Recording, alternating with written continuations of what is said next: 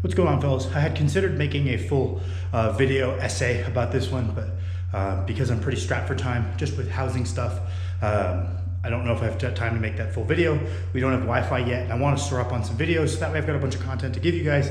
As soon as we have Wi-Fi at the house again, I can start grinding out hopefully daily videos again, because my channel saw very good growth when I made that a habit, and I would like to get back to that as soon as I have the capability. But what I wanted to talk about today is a trap. I don't know if I would want to call it a trap. It's something that you can observe within a lot of people's training, and I'm gonna call it the kitchen sink approach.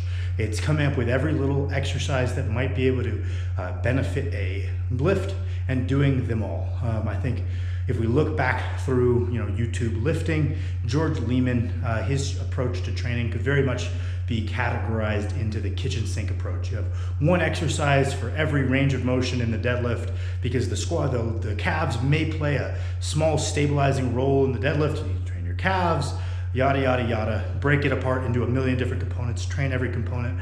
And what I wanted to tell you guys, right, is that this approach does work. It absolutely works. I think Freaky D, I hope that's how you say his name. I like that guy a lot. If I don't know how to say his channel name, I feel bad.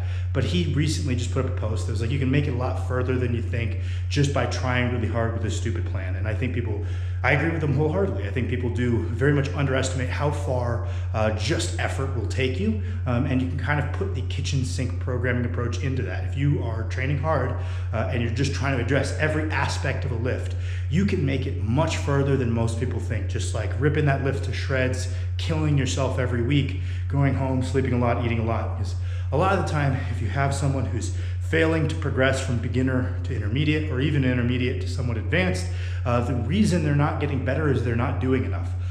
Whether that be they're not training hard enough, they're not doing enough training, they're not sleeping enough, or they're not eating enough.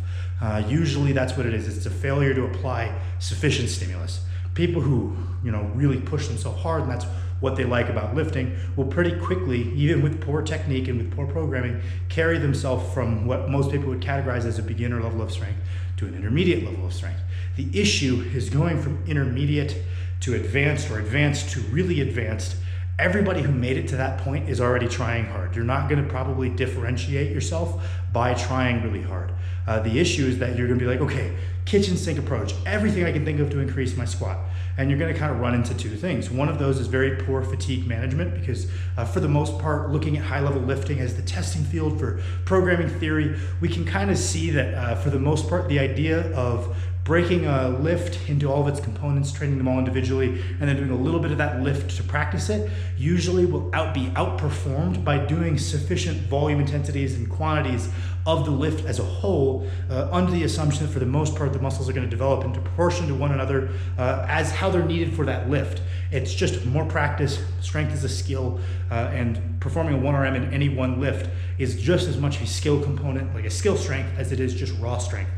So generally speaking, there's a cap to how far you're going to make it with the kitchen fan approach before fatigue management becomes an issue, before skill becomes an issue. And when everybody's trying hard, usually that's not the thing that will get you to that next level, right?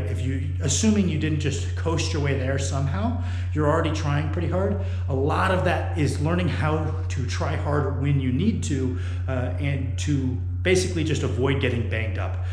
You'll find people will know what they need to do to get stronger, but every time they apply what they think they need to do to get stronger, they fall apart. And it's not necessarily that their genetics or their recovery is that bad. It's that they haven't distilled what is the core things they need to do to get better.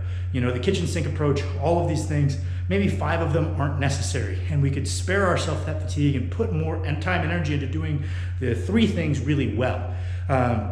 And this is something I've been guilty at various times to break through a plateau. I'm like, fuck it, I'm gonna throw the kitchen sink at it. And it works, but then my other lifts plateau because of very poor fatigue management, which is something I'm kind of looking at within my own training right now.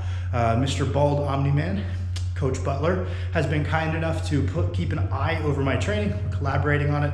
I respect the guy a lot, so I reckoned it would be good just to bounce stuff off of him. And so far, so good. He's just kind of honestly checking me in like, hey, if you're preparing for a competition, your bench pauses probably need to be a little better. So on and so forth. And one of the things that's been very helpful is he's just asking a lot of questions. right? Which is just as much for him to get a grasp of the training flow before he suggests any possible alterations. But it's just as much, hey, it's just me, hey. Any alterations to the program, you, stop, come here. Yeah, where was I? Any possible alterations to the programming, but it's also asking me, is this really necessary? Because in my recent programming, I've been having a little bit of an issue with fatigue management. I've been trying to figure out what exactly the issue is, and I think I was favoring towards that kitchen sink approach within my own training of like, fuck it, I really want to get over this plateau. Anything I can think of that might have a marginal benefit, I'm going to do. When in reality, especially for strength training, I think, you know, aiming for that maximum recoverable volume, doing more is better, is a tenable approach to hypertrophy training. But strength training, we need to pivot kind of to a more of a minimum effective dose style of training, right? Where it's like, what do I need to do to drive the rate of adaptation that I need? Anything more than that is just gonna be additional fatigue accumulation. I'll probably have to take a deload.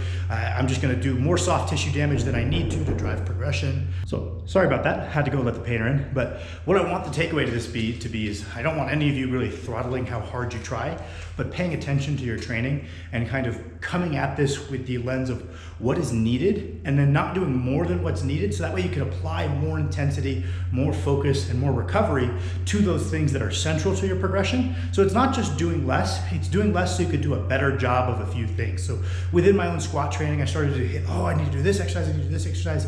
Well, at its essence, as long as I do a challenging set of squats each week, I train my calves to keep my ankles healthy. That's kind of a yes.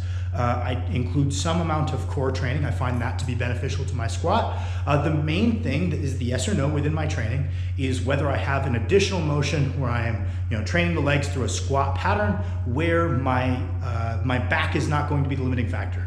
My trunk extension, my bracing, whatever you want to call it. So whether that be a hack squat, a belt squat, a leg press, or right now while I'm in my home gym, a front squat seems to be getting the job done, so long as I do it for a lot of volume. So really, at its essence, that's what I need within my training, and probably some knee flexion work, so some glute ham raises, and anything past is just a nicety, and it's me applying logic but not experience, right? Where I'm like, logically, this exercise is great for the squat, but anecdotally, I don't need it to make good progression. It doesn't probably impact my injury risk. So what I implore you guys to do is kind of take that same approach to your training is, we're gonna train hard, we're gonna do a lot of a couple of things rather than a little bit of a lot of things. I know this video was kind of rambly. You know, my caffeine's still kicking in this morning, still warming up, so bear with me. Didn't get to plan this one through as much as I would like, but thank you guys for watching my video. I'm probably gonna title this something to the effect of, you know, the pros and cons of the kitchen sink approach. Thank you for watching.